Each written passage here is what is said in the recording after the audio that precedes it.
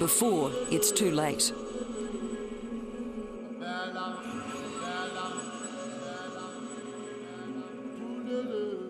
This is one of the oldest parks in Africa, well over 100 years now.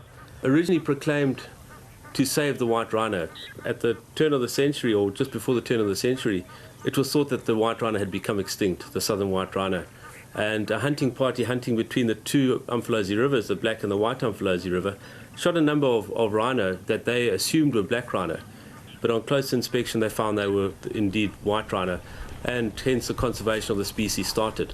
And it's one of the organization's success stories. From an estimated population of between 20 and 30 white rhino between the White and Black Umfolozi rivers, they've now increased to some 11,000. 4,000 of those are on private land. So a real success story in terms of the conservation for that species.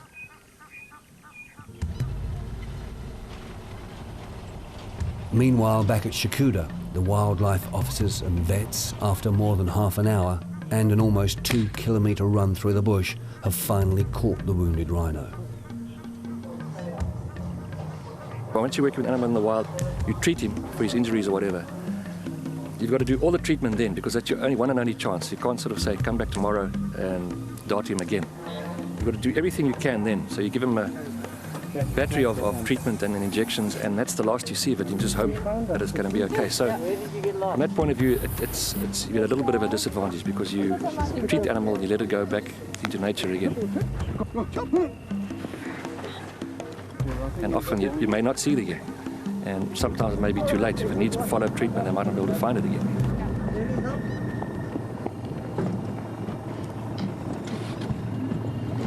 A happy ending to a dramatic encounter. And with luck, this white rhino bull will recover.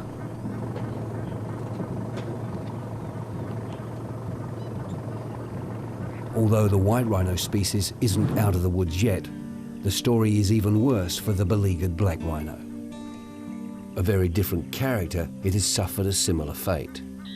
Wildlife vet specialist Dave Cooper knows the black rhino better than just about anybody in Africa. Well, in many ways it's like chalk and cheese, and it's possibly the reason why the white rhino just about went extinct at one stage, and the black rhino, was still plenty of them around in Africa anyway. And the reason being is that they're pretty much solitary animals. They're highly adaptable animals, and they tend to find themselves in terrain that people just don't like.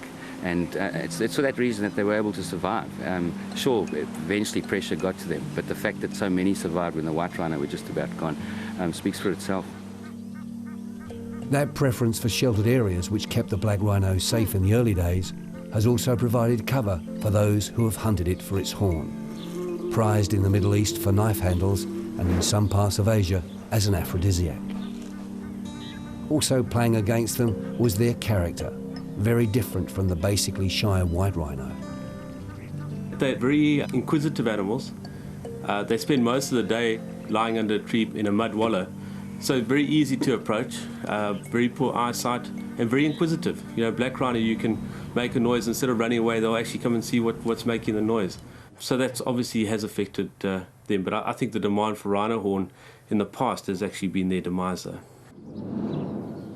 Whatever the reason, character, habit, habitat, or just plain human greed, the black rhino went almost as close to extinction as the white rhino had done a century earlier. And continues to do so, because the black market demand for rhino horn remains, despite a massive international effort to discourage the trade. Unfortunately, there are still those prepared to break the law for a quick profit, and where there's greed, there's violence. In 1970, there was an estimated 63,000 black rhino. By the 1990s, there were an estimated 4,000 black rhino left, so they were really annihilated through Africa as a wave of poaching came through. What we've seen though is the black rhino are definitely on the increase. They're obviously a conservation dependent species. Without conservation, we're going to lose them.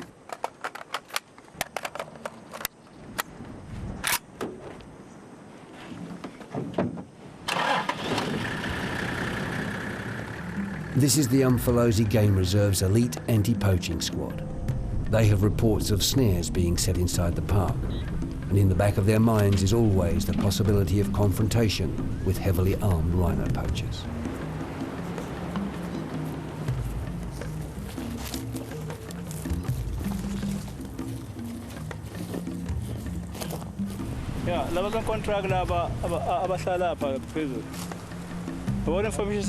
Before long, they find a snare, set for an unsuspecting antelope. But this is an indiscriminate killer. It will take anything within reach of its deadly wire noose. Squad leader Robert Malongo knows its deadly effects well. He learned to make snares as a child. I started to go out with my father, I think, while I was like 7 years. Then when my father go out to, for grazing, he used to go with me and with his dogs. And he showed me everything, how this thing happens, like trapping baits, hunting, snares, whatever, a lot of things we learned. What Robert never learned about until he faced them at the wrong end of a gun as a ranger was the kill or be killed attitude of the hardcore professional rhino poacher. His unit know they could be around any bend, over any hill, at any time. At least one gang member is armed with a semi-automatic rifle or automatic rifle, normally an AK-47. And they bring that along, not to down the rhino. They normally use a heavier caliber to down a rhino, but they bring it there for protection against my field rangers and my game ranger staff. They normally come from a criminal background. So when they're not shooting rhino, they're actually involved in other illegal activities. So they're bad guys. Not well thought of in the community. Most of them are of warlords, and community members actually fear them because of their involvement with crime and hijackings and the use of their firearms.